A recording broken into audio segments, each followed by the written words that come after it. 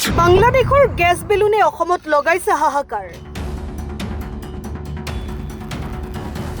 কাছাৰৰ বৰখলাৰ মাছিমপুৰ সুবেদাৰ বস্তিত বাংলাদেশী গেছ বেলুন উদ্ধাৰ।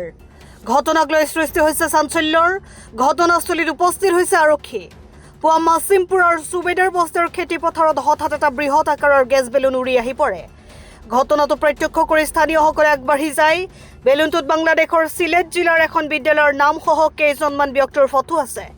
বাংলাদেশৰ গেছ বেলুন পথাৰত পৰাৰ ঘটনাত আতংকিত হৈ পৰে স্থানীয় লোকসকল। খবৰ পাই লগে লগে ঘটনাস্থলীত আৰক্ষীৰ দল গৈ উপস্থিত হয়। আৰক্ষীয়ে গেছ বেলুনটো উদ্ধাৰ কৰি লৈ যায়। ইপিনে ঘটনাক লৈ আৰক্ষীয়ে আৰম্ভ কৰিছে তদন্ত। বেলুন আইছে বড়, বিরাট বড় বেলুন।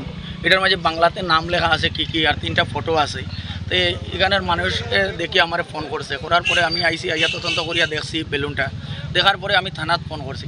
ফোন করার পরে থানার থেকে থানার অফিসার তারা আইসে, আবার পরে তারা এটা রিসিভ করছে না করার সত্ত্বে তারা আমরা এসপির এখানে ফোন করছে।